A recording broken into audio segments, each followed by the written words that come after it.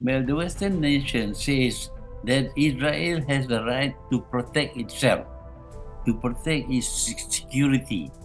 But if Israel has the right to its own, to um, look after its security, so have the Palestinians.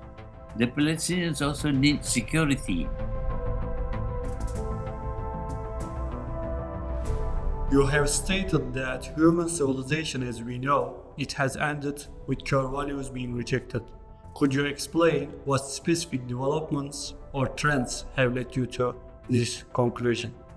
Well, for several centuries now, humanity has developed values, core values, which we all accept. For example, the right of man, the right to life, the sanctity of life, and the freedom from oppression, free speech, and the like. These are things that we accept and we value. But it is quite clear that when the Israelis committed genocide against the Palestinians in Gaza, the support given by America and the European countries show that they do not hold to the core values we talk about. They do not think about human rights, they do not think about the sanctity of life, and they do not they actually help the Israelis to commit genocide by providing Israel with the weapons, with the bombs and rockets to kill Gazan Palestinians. So they have forsaken the very values that they promoted in the past.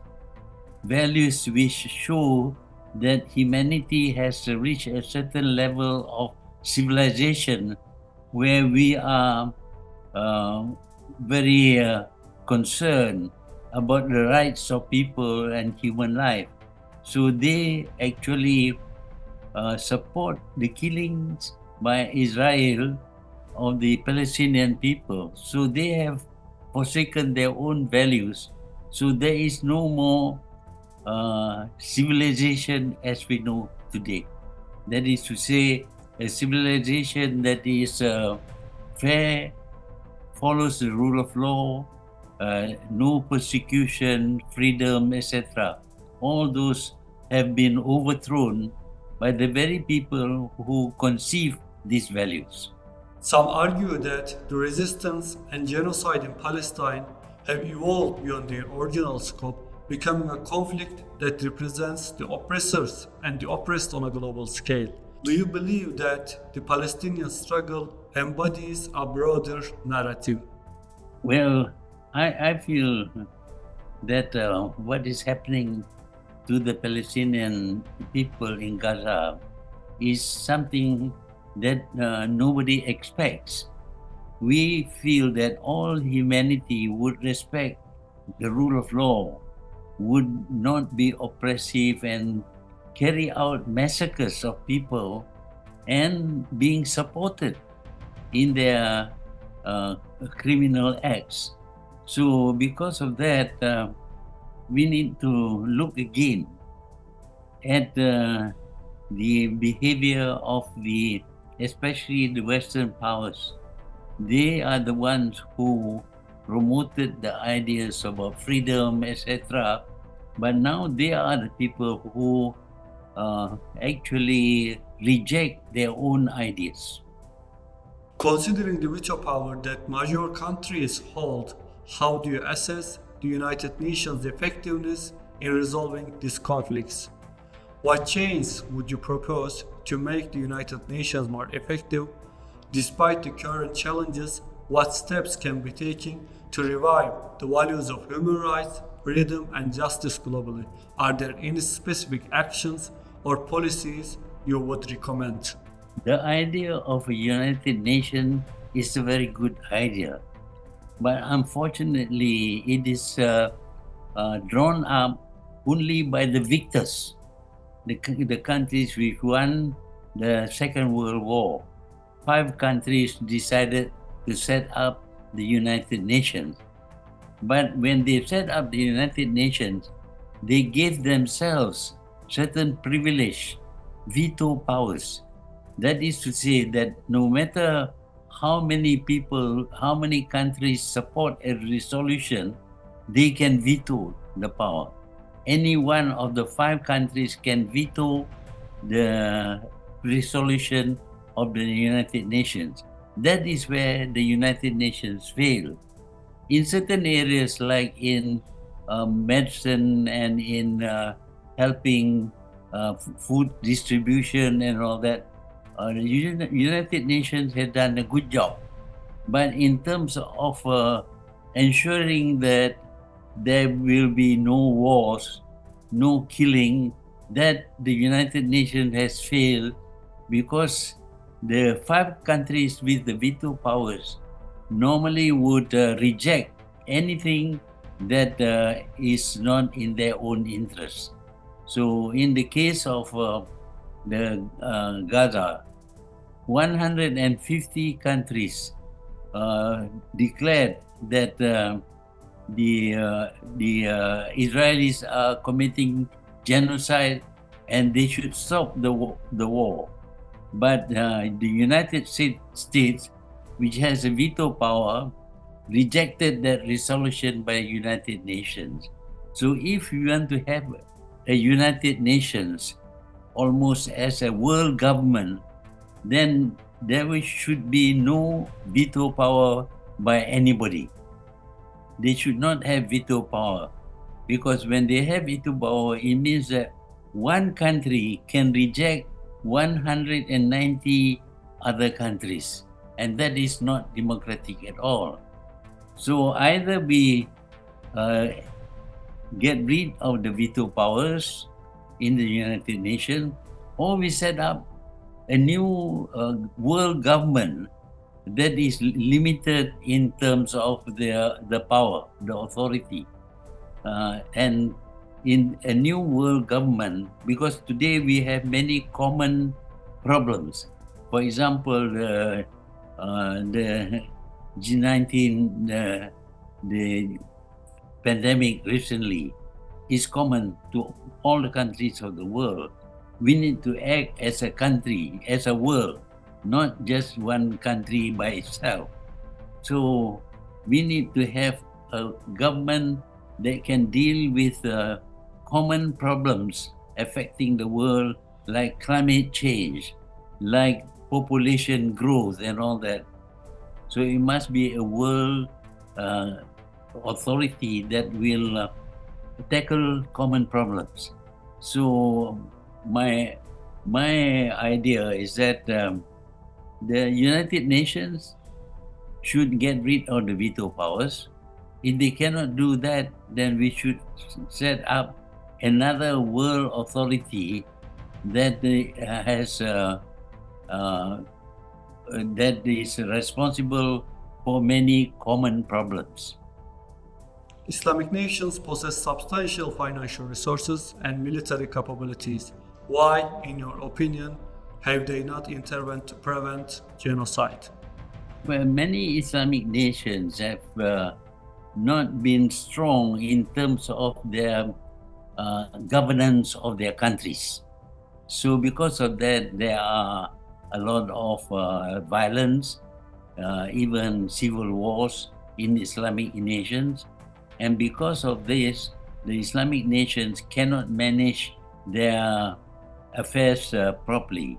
They have a lot of money, more money than has ever been before with any country, because they have the oil and they make tons of money.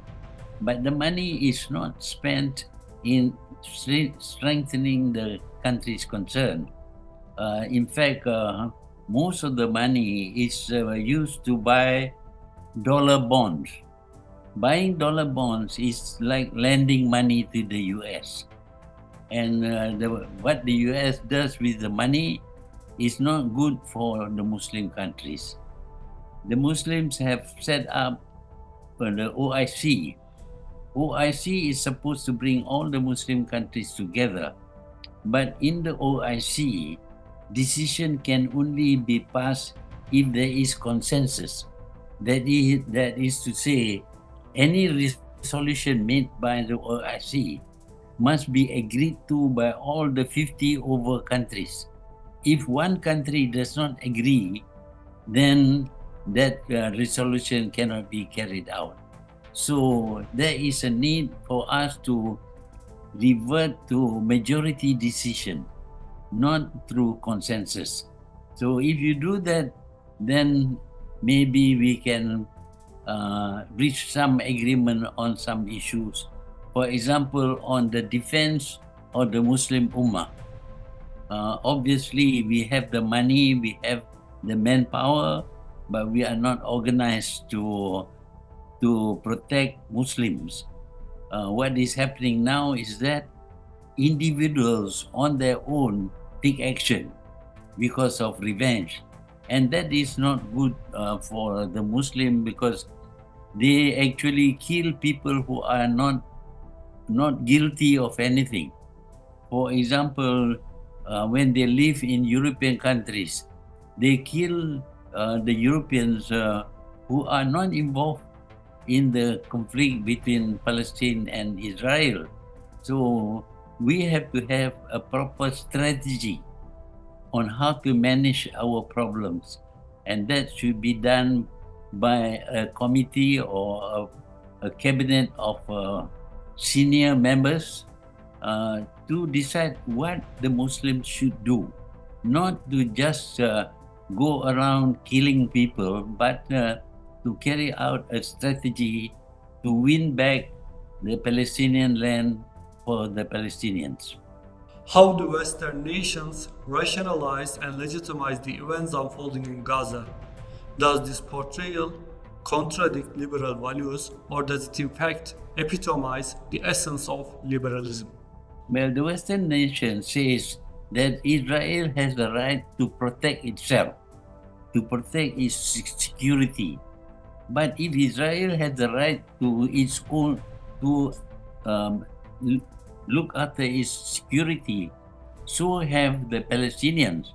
The Palestinians also need security. Now, for 70 years, the Israelis have been oppressing the Palestinians. They have actually built settlements on Palestinian land. They have built walls in Palestinian land.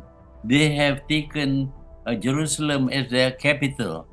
All these things are against international law and against the Palestinian. So the problem is that the Europeans always support Israel even when Israel commits international crime, like stopping ships on high seas. That is not according to the law of the sea. You see, you are in international waters, you are free, but Israel has stopped ships in international waters and seized their cargo.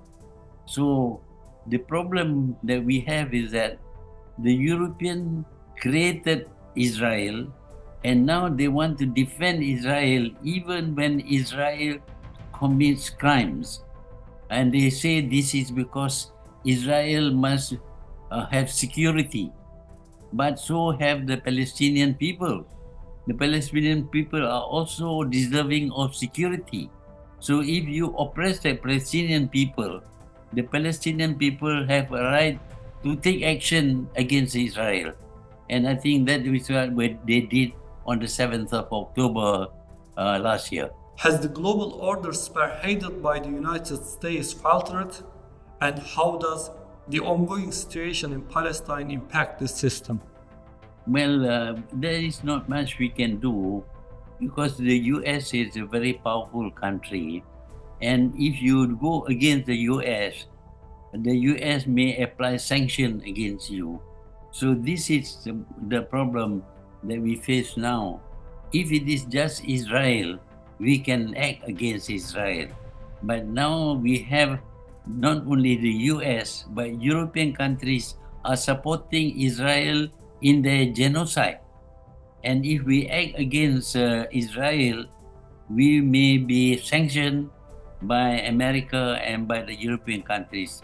And no, most countries are not willing to accept being sanctioned by them because it is damaging for their economy. What is your perspective on the role of young people in challenging the current global order and protesting against injustices, particularly in Palestine? I'm glad to see that young people are able to see things as they are truly. They are not influenced by their own government. Their own government is supporting genocide by Israel, and the young people are against genocide. They are not against the Jews. They are not anti-Semitic. They are just against the action of Israel in Gaza, killing people.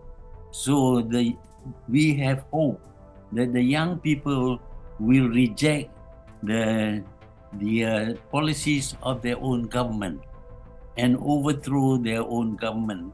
And we should see new leadership coming from among the young people who will hold to the core values that we spoke about just now, about human rights, about freedom, about press freedom, about lack of rule of law, etc. So we have hope for the young people of all nationalities, including Jewish young people. Reflecting on your extensive career and the current state of global affairs, what advice or message would you like to impart to the younger generation striving for justice and human rights? We think that the young people should express their views on the current problem. They should oppose the genocide being carried out by Israel. They should even oppose their own government if the government supports Israel. We have hope for the young people to retain good values so that we can bring back our civilized values that have been lost by their leaders. Their leaders are more concerned about their support for Israel, that they don't see that what Israel is doing is against the rule of law, is a criminal. So the young people gives us hope that in future we may find young leaders who will bring back the civilized values that we used to uphold before. I hope that young people would listen to broadcasts like yours so that they will know that although they may be nationals of some countries, but when their government goes wrong, they should tell the government that it is wrong, and they should demonstrate against the government, even if the government send in the police to take action against them.